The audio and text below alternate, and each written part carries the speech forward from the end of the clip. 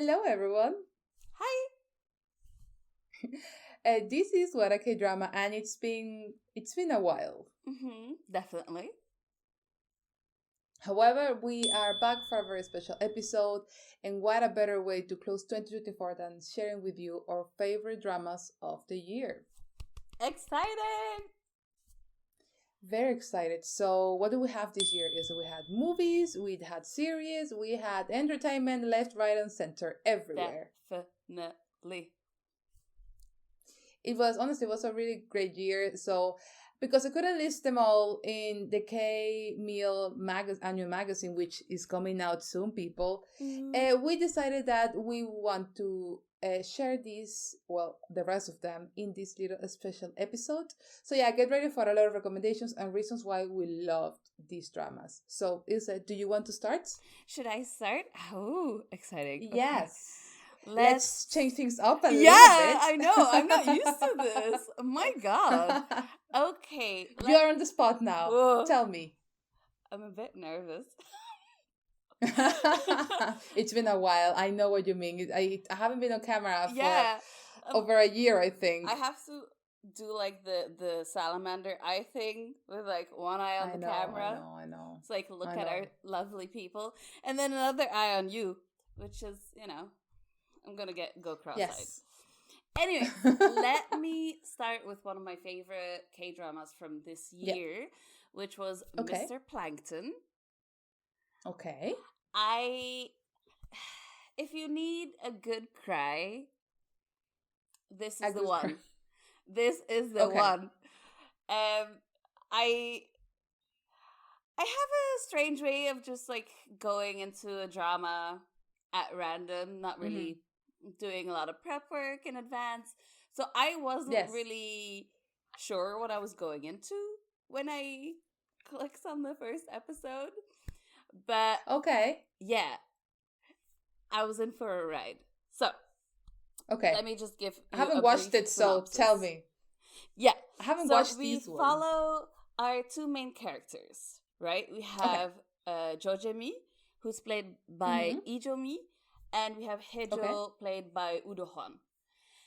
And we see Jojemi as she's going to a fertility clinic. She's visiting her OB/GYN.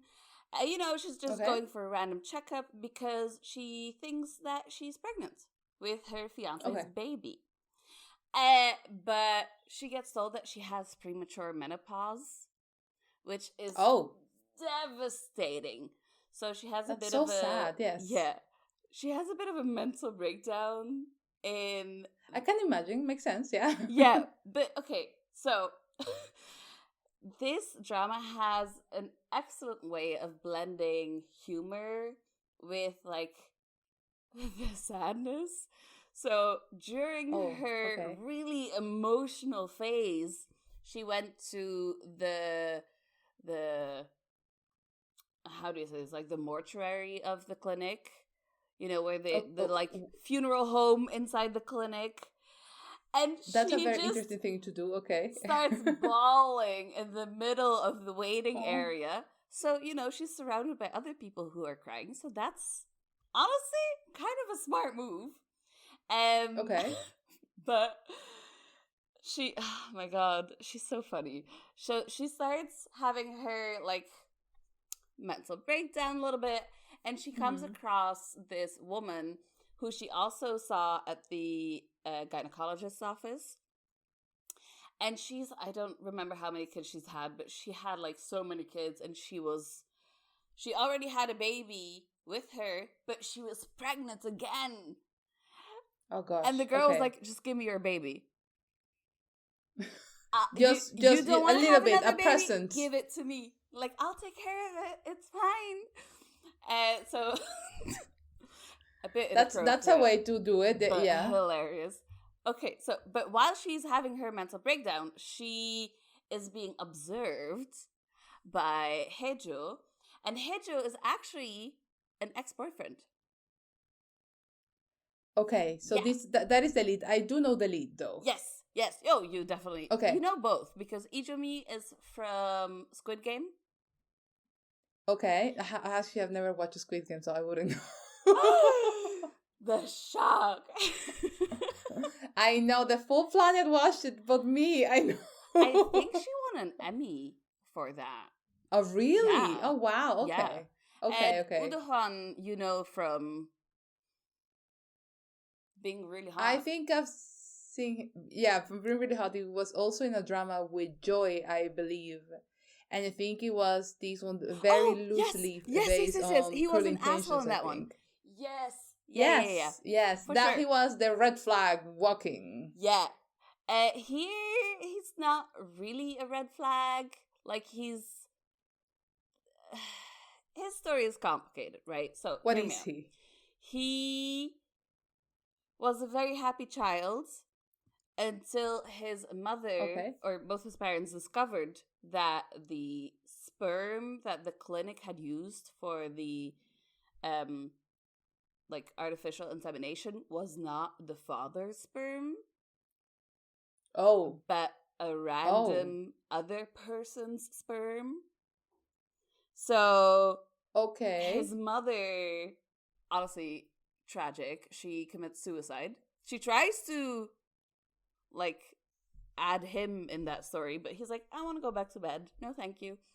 So she goes alone, commits suicide. Then, of course, well, not really, of course. The father is like, I don't know what to do with you. So there's a real disconnect there. And our boy Hejo discovers that he has several brain tumors and that he's gonna die within the next couple of months. Hence why I was crying every episode. So this drama, it's comedy mixed with very, very sad stories. Yes, but hear me out. So, Heju kidnaps Jamie on her wedding day. So Why? she can help him look for his real dad. And was okay.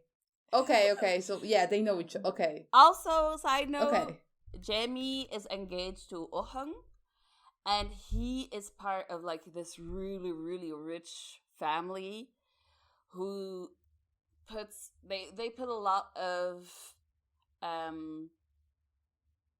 intent and the sense of family and having children is very important in their family. Okay. So they semi-pretended that she was pregnant so they could get married. Oh. Yeah, so she's pre-menopause. She's messy. never gonna get pregnant. The full story is quite messy. I know. It's honestly, it's wild. It's like insane. I see. Yeah. So the fiance chases the two of them because he's like, where are you going with my fiance? Okay. So yeah, that's kind of the story. So they both flee to find his father, but he's about to die. Her. Oh, he kidnaps her. She doesn't go with him. Okay. Yeah, but, in the beginning, she's like, does she know that she's being kidnapped? Yeah. Okay. She's trying to escape. Does know. Okay. But eventually, she's like, we have so much history, yada, yada, yada. Let me just, help you. Honestly, amazing characters, great plot, really funny, and, like I said, the balance between humor and sadness and just the way the story progressed was quite satisfying as well. Okay. Well, I did see a couple of things, and he was looking like a snack. He's hot. So I'm sorry. But honestly, this was an amazing watch. Do you remember Uncontrollably Fond? Yes, of course. Yeah. Well, I can see it. Yeah. I can see it. Okay, so I can see how that could be a top drama of 2024. Yeah. So maybe to spice things up, I will go next with my one. Ooh, are we switching things up? We are switching just to keep it interesting. Exactly. So I'll talk about one that everyone pretty much knows. If you're a K-drama fan and you're on TikTok, you were into this drama. It was impossible not to. And I'm talking about Lovely Runner. Okay, this one I also wanted. I loved it. Okay, the OST is still trending in Melon because it is stunning. Okay, so let's talk about this one. And this year, on my side of the dramas, it was all about time traveling for some reason. It was interesting. Let's say that. Okay, it was all about time traveling. The entire industry said, let's pick one thing and just stick let's to go it. to the good old time travel plot because why not? So let's talk about this. So we have our boy Ryu Song-jae. So he is an idol. Okay, he's an idol. He's living on the top of the world. He is making buckets. He's great. And then we have the fangirl. So we have Imsol. So Imsol, it's honestly, her story is quite sad. She has an accident. She becomes disabled. She's in a wheelchair. She basically gave up everything in life. But seeing Sonje gave her like a new purpose in life of being his fangirl. Aww. So so Cute. she was like, she was like a stan. She really, really liked that group. She was going to the concerts. She supported them. And she was putting effort despite being in a wheelchair, concerts, fan meets, all of it. All of that is good and lovely. However, one day, after a concert that Imsol was not able to go in, she finds out that he allegedly, committed suicide because he was just sick. He was just done with the industry. He was sick. That's what the news says. Okay, but in this very tragic moment of Imsol as a fangirl, she suddenly goes to the past. And we have then these two characters that happen to be connected in the past, but Imsol was a bit unaware of the connection they two shared in the past. And through this whole drama, we have Imsol going back to the past in order to help Sonje stay alive and healthy for the rest of his life. Even if the plot changes. You see him and her in different moments of the life. You see her when she goes back in the past, that her full situation in which she had the accident was not really an accident. So we have a bit of mystery. We have a lot of those moments and an amazing, amazing OST. Okay? Reasons why I loved this drama. Honestly, Imsol was so relatable. And I loved her. She was so relatable, like a proper fangirl. She was with the little, the little fan you have with the face of the idol. Yeah. She was a proper fangirl. Aww. And honestly, adorable. I mean, if you remove the falling in love part and all of that, as a fangirl, she was so cute. A true representation. Exactly. Of a non-toxic fan that wants to just support. Exactly. And second reason why I really, really love this drama, Sonje was such a green flag. This boy was honestly a puppy. He was like, yes, cute. I love you. Yes, this or that. It was just super cute. It was super cute. I loved the full chemistry between them. And the song Sudden Shower is insane. I love that song. Everyone has seen. Well, you probably have seen a couple of idols sang that song because it's so popular. I think it's still in the top 20 Melon. That's how popular this song is. Who do you remember who sang it? It was an original OST for the song. He sung it. Oh, wow. It got so popular they even had a little stage in the Mama Awards. Oh, no, I did see that. I did see that because I saw the comparison of like, they recorded this in the drama with the green screen, and now he has it like in real life with all these fans. That's adorable. Correct. Cute. It was honestly so wholesome. Yeah. Yeah. So that was the first one I wanted to share. So tell me which one is your next drama? So we're going for a bit of a change in genre because didn't expect anything less. Tell me. We're going towards the like thriller, slightly horror genre for the next one. Right up in your alley of genres. I mean, a little bit. Yeah. Yeah. So I watched the Bequeathed. It's a very hard title. Okay. I hate it. So it's The bequeathed. And basically, it's like someone who's being left something in a will. Okay, right?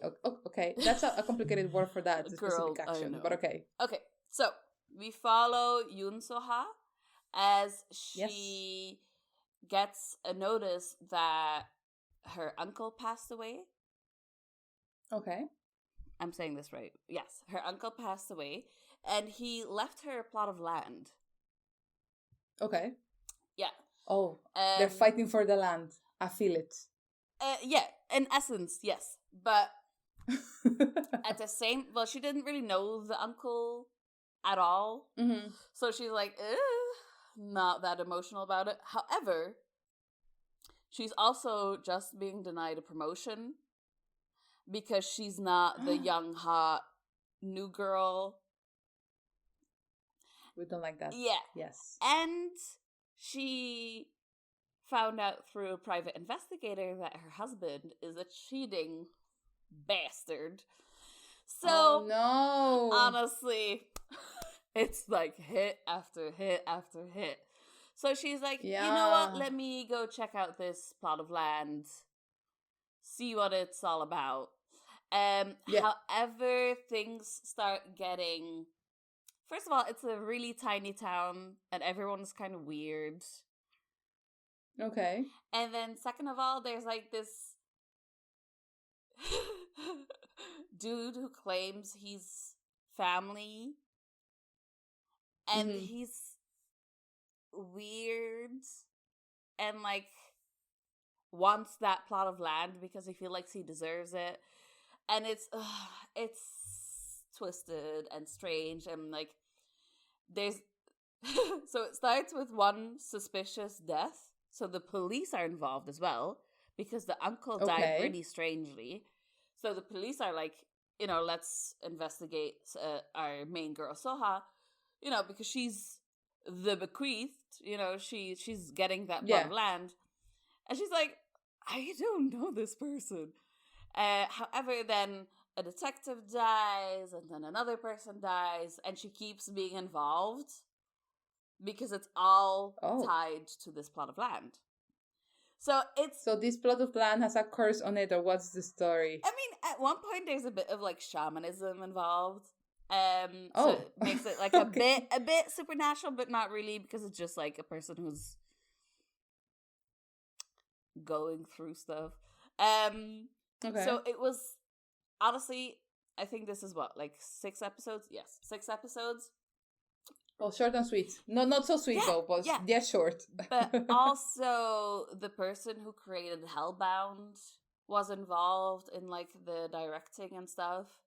So, no, wait, let me say this correctly. So Min Hong Nam, this is his directorial debut, but the person who co-created Hellbound, Yoon Sang-ho, was involved in like helping with the writing and stuff and the producing.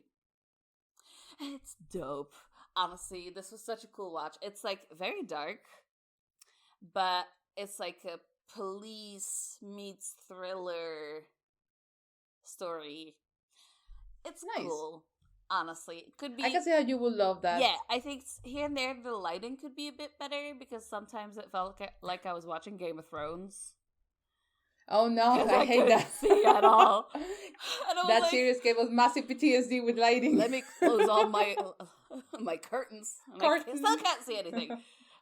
So anyway, my TV screen brightness was like all the way up. So if it was like evening and it was suddenly a bright scene, I was blinded. Anyways, it was a bit of a struggle. However, I really recommend. The story was great. A really cool watch. And I feel like this combo of like thriller police series at that point of the year didn't really pick up yet. Now, towards the end of the year, we have a couple of new ones. But at that point of the year, it was like one of the few ones that were really interesting or standouts to me. Okay. Yeah. Nice. Nice.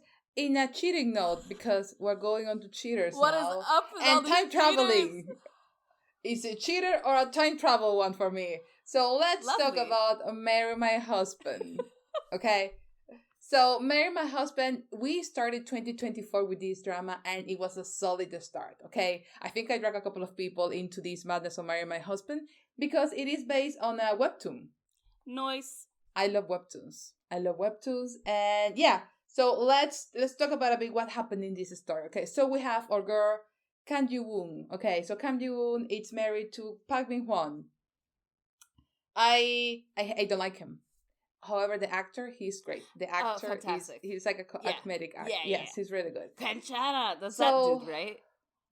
Correct. Yeah. That's the Quenchana dude. Honestly. So these two are married, okay? They are married, but the marriage is not really going well because he doesn't pull the weight in this relationship. He just exists, okay? He is a mama's boy. She needs to do all the work.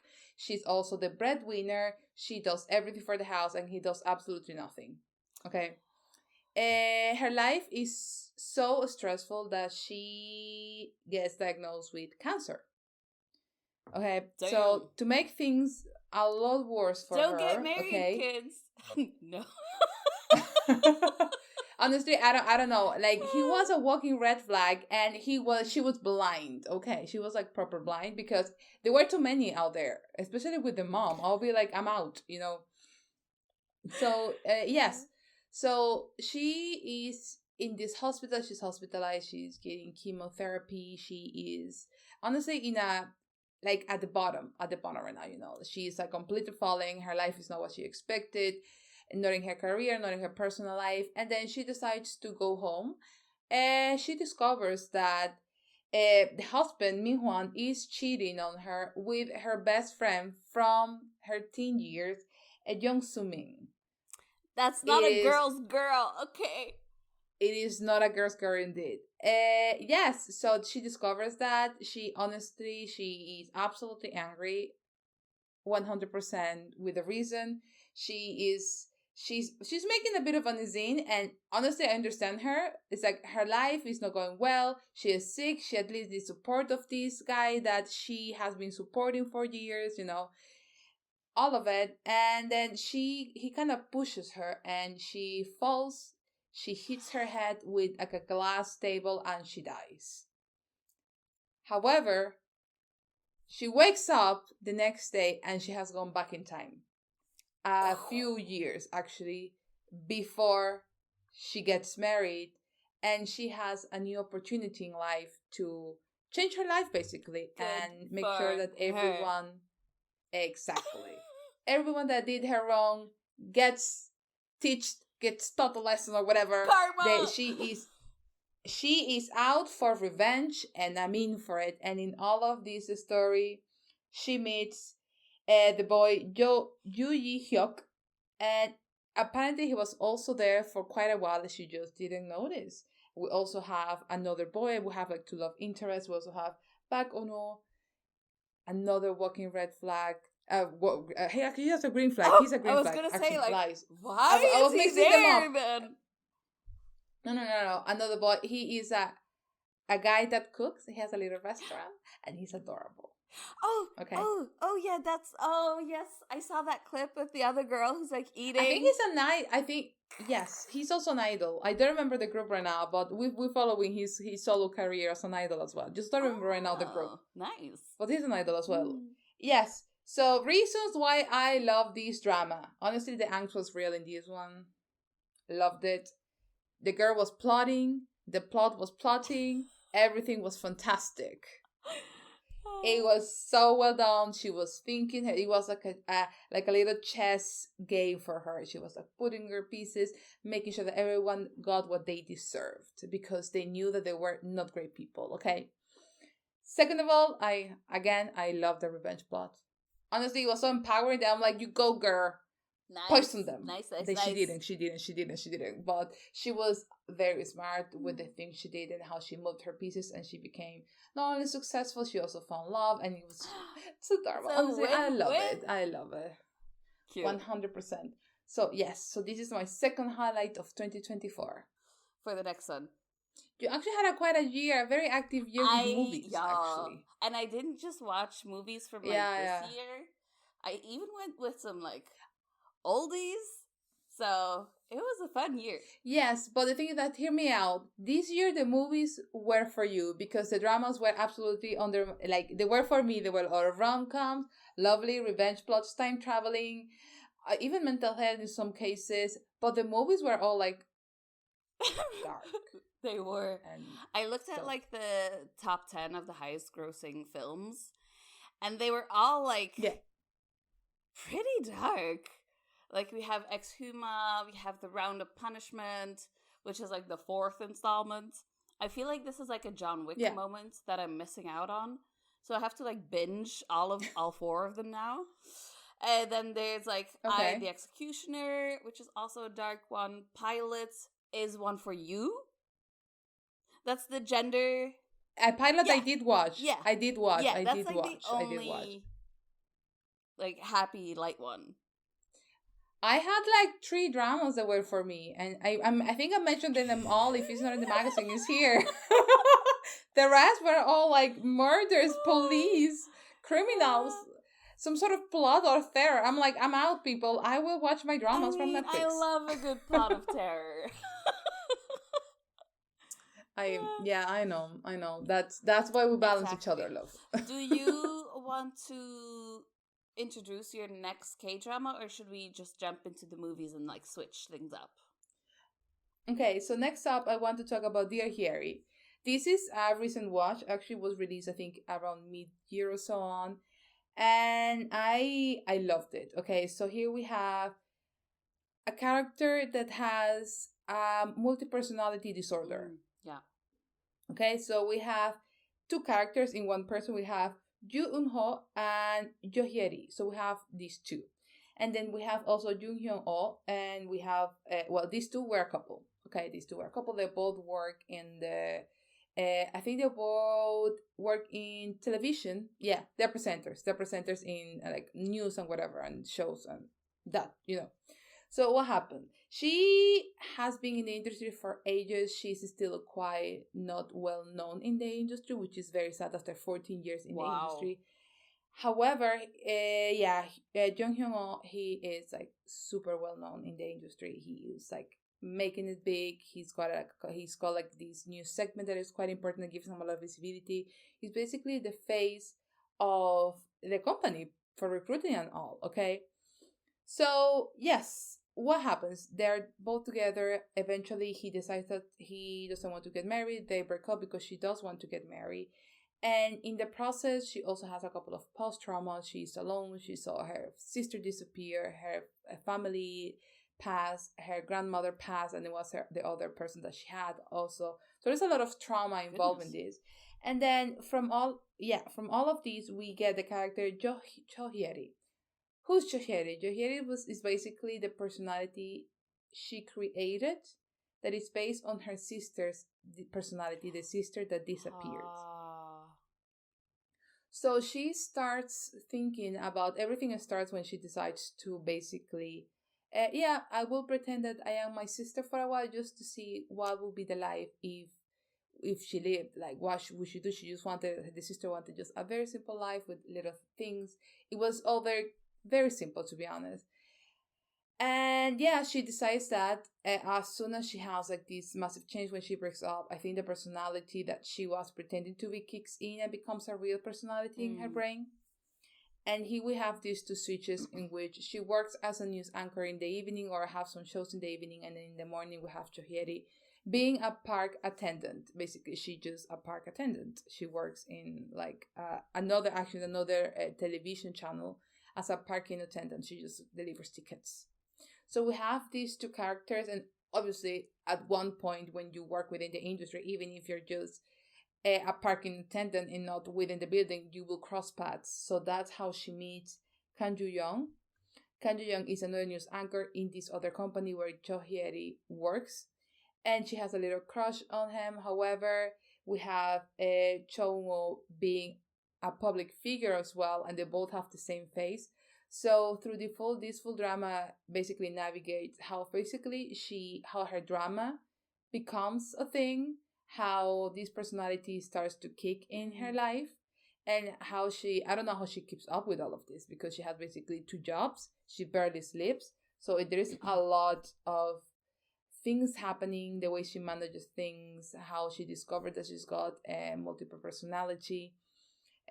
The visits to her therapist, all of that is shown in this drama. And honestly, it was so well done. And the acting was absolutely superb that I cannot recommend it enough. Reasons why I love this drama. Number 1, insane acting. I mean, Cho Eun-ho and Jo Hyeri is played by Shin Hye-sung. She's so good. An amazing actress. She's incredible. We know this. But honestly, this role is amazing, and she does such a good job. And in the case of Jo Hyung-ho, he was played by Lee Jin-wook. He is one of the OGs in the K-drama world. If you know, you know. And he also did a great, great, great job. He's also hot. He is also hot. He do be that, yeah. Yes, 100%. Yes. So, now let's go to one of your movies. Let's go to what I feel is like one of the biggest films of 2024. Let's go. Okay. Let's talk about Exhuma. It grossed a whopping $86 million. US dollars. By the cast, I can imagine. Crazy. Yes. So I think Exhuma kind of had the luck of the TikTok algorithm that really helped push the virality. I did see a couple of clips. Girl, hear me out. That scene with the dancing. Well, not really. Is it dancing? The like shamanic. I remember. Ritual with like, was it Converse that she was wearing or something? Together with that song, mwah, mwah, mwah, amazing. So, for those who don't know, Exhuma is a horror film written and directed by Jang Jae-hyun. And it stars Choi Min-sik, Kim Go-eun, Yoo Hae-jin, and Lee Do-hyun. And it basically involves 2 teams of shamans. I don't know how to say this in like proper English accent. Shamans. So we have Kim Go-eun and her partner Lee Do-hyun, and they're like the more modern, you know, using like an iPod or wearing the Converse to go to do a ritual. And then we have the team of and then there's a team of let's go to rituals and Converse. Why not? Be comfortable. Be who you are. Yeah. And so we have Choi Min-sik and Yoo Hae-jin as the other team of shamans, but they kind of work together, like they're friendly, you know. But so the more contemporary team is being invited or solicited to help with a case of a burial plot that's being haunted and causing harm to the family and the newborn. So they decide to do like a ceremony on the burial ground to basically get rid of the bad spirits and all that jazz, you know? All that jazz. However, things end up being more complicated than they originally thought. And there's more happening than just like a bad spirit, which is so cool, honestly. I kind of want to rewatch it because it's been like a couple months at this point. But honestly, movie of the year, insane performances, really fun is a strange word, but it's a fun story with like great scares if you like that kind of stuff. And I really think it's cool how they put something as ancient as shamanism in a more contemporary jacket, which is part of the appeal to the younger folks as well. Okay. So yeah. I don't think I will watch that type of movies, but it does sound interesting, and I love the cast. Yeah. Move on to a drama for me, okay? And I want to talk about Love in the Big City, the series, not the movie. I was a bit Two confused. different ones. Yeah. Okay. Yes, no, there's two. There is the series and there is actually the movie. So it is a bit confusing. Actually, the movie features Kim Go Eun. She's amazing. We love her. Yeah. We know it. Yes, but in this case, it's more a bit of like an I would it's a bit of an indie drama, I suppose, and it got a bit of backlash. But I love this story because I also saw a lot of people talking about the story and how well represented their reality for them. So let's talk about our boy Guyong. So Guyong, it's a gay man. Okay, it's kind of been hiding for a bit with his friends from college. However, he does have like a close group of friends outside college. He meets Choi Mie, which she becomes his best friend. So they're besties. It's adorable. They move in together. They both have like they're in this phase of okay, let's party. Let's just have the demo for life. Let's just be a normal 20-something-year old. That is absolutely fair. And I love them for that, okay? So that happens, and this full movie covers 10 years of his life. His friendship with her, how their friendship evolves, how she evolves also as a woman and as a person, all the difficulties she has to go through, all the stigmas that are behind, being a girl trying to be a more liberal, a bit more experimental with your sexuality and so on, and all of the judgment that she experienced. At the same time, he also gets a lot of judgment. And we also see him how he deals with heartbreaks throughout these full 10 years. And it is, honestly, it's heartbreaking. It is sad. It is also it's cute as well. He gets his heart broken. He falls in love. He breaks someone else's heart. So we see how, how a 20-something-year-old will navigate love and their life as they're living it. And I loved it. I also loved the relationship he had with Choi Mi-ye.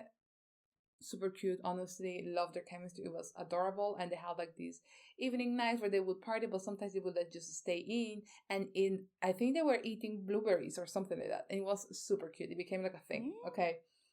So I want to talk about the reasons why I love this drama, and it's for the guys and the girls. I'm in for it. That's about it. I have a question. So how? Yes. How does this connect with the movie then? Is the movie like the shortened version? They're both based on a book. They're both based on a book. Yeah, but the movie, I don't know how well, because the book itself, I haven't read the book, but I think it's a lot more about his relationship with these different people he meets. And then I think the movie focuses more on the friendship he has with Mie. Oh, okay. Because yeah, so I think that they have a slightly different focuses. I'm still a bit curious about how they're gonna handle, because it's a bit of a mainstream movie. You have like big actors there, and I'm wondering how they will represent actually his relationships, because they were a big part of the full drama. His relationships with the boyfriends he's had, and in some points he was the toxic one, or they were the toxic ones. So I wonder, because that was basically the plot, how he managed the relationships, how, and how it will fall and then go back again, and how his friendships and his support system was there for him. That was the main thing, and I found it like super wholesome. Yes. A second reason why I loved it, on that note, I love the friendship in this drama. Honestly, the guys are wholesome. They're so cute. They have each other's back. And his relationship with Mia, it's really, really good. At one moment, it's obvious that people just, they sometimes divert. They sometimes don't have the same interest anymore. It just makes sense. It's also a span of 10 years. She marries, she changes. It's absolutely normal. So you see how they both, even though they were super wholesome together, they kind of start distancing, which is, I think, is part of growing up as well. They both met each other when they were like in the early 20s. And yeah, third point, I think, well, this is based a lot of like what I've seen of interviews. I was actually quite into it to see like how representative is this of the real people out there. And I did see a couple of people talking actually based in South Korea. They were all saying like, yeah, this is quite real. This is what happened when you go on a night out. This is what happens sometimes in gay clubs and so on. So it was actually I think it was very cute, and I really liked how the storytelling was done here. It was super nice. Lovely. Now tell me your Okay. another movie. So I love this one. It's not in the top 10 of the highest grossing films of the year. But it's honestly it's empowering. In your top 10. Yeah, definitely. So it's called Citizen of a Kind. It's based on a true story, which makes it even crazier. And it basically tells the story of how this woman was fished over the phone by voice phishing. She lost all her money. Oh. And because of that, she became homeless, and then she eventually lost her children because she couldn't house them, right? So she went to the police. The police didn't really do anything. They were like, yeah, just fill in this form, and then they, just left it there. So she's like, yeah, what am I going to do? Blah, blah, blah, blah, blah. And then at one point, the guy who voice fished her reaches out again. So we have another layer to the story. The guy who voice fished her, he's also being forced to do that job. Yeah. So they basically promised him this really fancy job abroad, but they basically pretty much human trafficked him.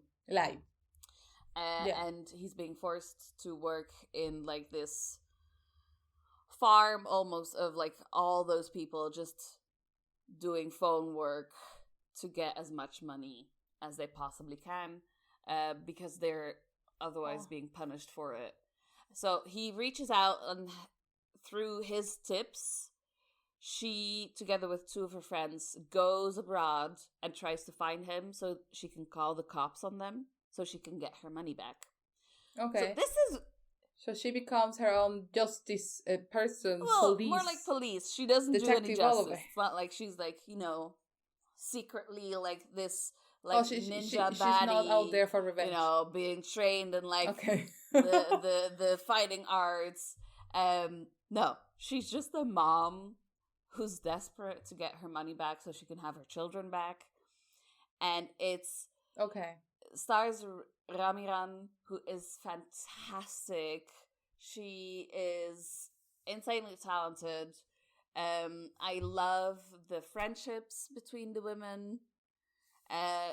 It's her character is so strong and goes through so much. Yeah. Just to find the truth. It's incredible. And the fact that this is based on a true story, I honestly am so proud of this person. I don't even know, you did so good. I'm so proud of you. So it's very touching at the end because you're like, wow, this woman did that. That's amazing. Oh, that's wholesome. Yeah. Okay. So I definitely wanted to share this one as well. Yes, I actually did see a couple of clips about that one, but I, again, not my type of sports. But it does sound very empowering, to be honest. I think you would enjoy it. It's not scary or anything. It's not gory. Okay. Yeah. I'm a bit of a scary cat, That's fine. I will give it a try. Okay. Last but not least, I want to talk about, I think, a movie that, I don't know if it did well in, it was a big movie anyways, the cast was insane. So let's talk about Wonderland, the movie. Honestly, that name, you try to Google Wonderland, a lot of things are called Wonderland, so you need to Google It's not really a good time to be Wonderland. No. So, this movie, it's all about a video call service that basically helps users to unite with their loved ones that have passed. That is pretty much the plot, is how AI basically help these people be even on a phone call of distance to the people they lost at some point. Okay, so the cast. So we have Besuzi. Of course, we love her. We have Park Bo-gum. I particularly saw him in real life. We have So Chung Yumi, we also have him, and we have our boy Choi Woo-sik. We love him too. Incredible. And we have my boy OG Gongyu. He had a great year actually. So we have all of these big characters and in a plot where honestly there was no main character per se, but they all have a little bit of a plot within this big movie, in which everyone had like their own reasons why they hired the service. In the case of Susie, her role was Koo Jung In. She had a relationship with Park Tae-jo. Park Tae-jo goes, he falls into a coma for years. She misses him so much that she decides to hire the service, and he becomes an astronaut in the service, so she can kind of justify the distance. Cute. However, the boyfriend does wake up, and she has to kind of cut the service because one of the policies is that the person cannot be alive. It needs to be either in a vegetable state, like he was about to die probably, or just absolutely dead. So they go in that. She doesn't really tell the service that the boyfriend kind of like woke up, because the connection she had with this artificial person was so deep. He would like remind her of like, did you take your medicine? Did you do this? Did you do that? Please wake up. Are you eating well? And then when the boyfriend wakes up, he is a complete different person. Honestly, a bit of an ass as well. So the difference is it's intense for her. So she needs to make some decisions. Then he discovers that this AI person exists. It's Does just he a have full a conversation with himself? And like this, no. It doesn't get to that. However, we do see how these plots evolve. We also have a very interesting cast choice for a Korean movie, which is Tang Wei. She's a well-known, she's a really, really well-known actress, and she plays Bailey, and she's also part of these. She's basically one of the persons that have passed that becomes part of the service as well. She is there virtually, and the daughter doesn't know that she has passed. So we also have that relationship. Anna kind of breaks the algorithm because she does discover the interesting thing is that the people that were created in this algorithm, they don't know that they have passed, but they think that they're like traveling or just working or whatever. They think they're real? So that's, yes, which makes it like fascinating. Honestly, it's super interesting, the full plot. It is fascinating, 100%. So so you have like all of these plots happening at the same time, all of them like super interesting, some of them absolutely heartbreaking. And then we have Chuyumi and Woo-sik. They play Soheri, and they play Kim Hyun-so, and they're both basically the creators of this algorithm. And yes, you see how they try that everything kind of works for them. It's you have like the nurse also have the service for themselves. For I think he acquired the service also to be able to be closer to his parents past. So this full movie, honestly, a very interesting plot, because and the pace we're going with AI, I kind of see it happening. Ads of like, you have a loved one that passed away, insert yourself in their picture so you can virtually hug them, stuff like that. Yeah, I've seen that on TikTok. It's like right at in the reach of your hand. So it does. So I found that like it does raise an interesting case of like ethics to talk about with. Correct. Just the imaging, and also like, do you want to be able to offer this to people, because loss is already so hard. If you throw AI in the mix, like, how's that gonna? There is a lot of big questions in this drama, and I really, really like how they approach all of this. I think it was really smart, really well done. The cast was fantastic. That's insane.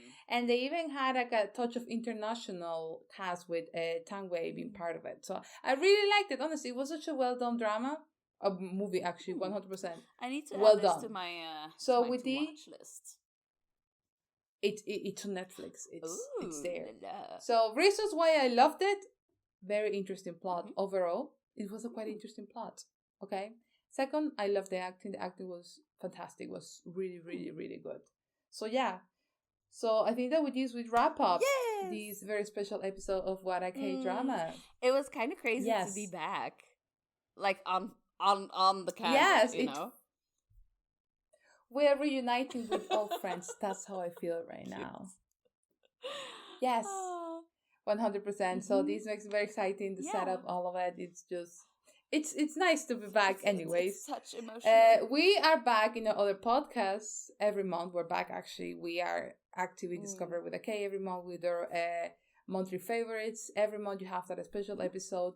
And this was our best dramas of 2024 of What a K Drama. Thank you for tuning in and we'll see you next time. Bye. Bye-bye.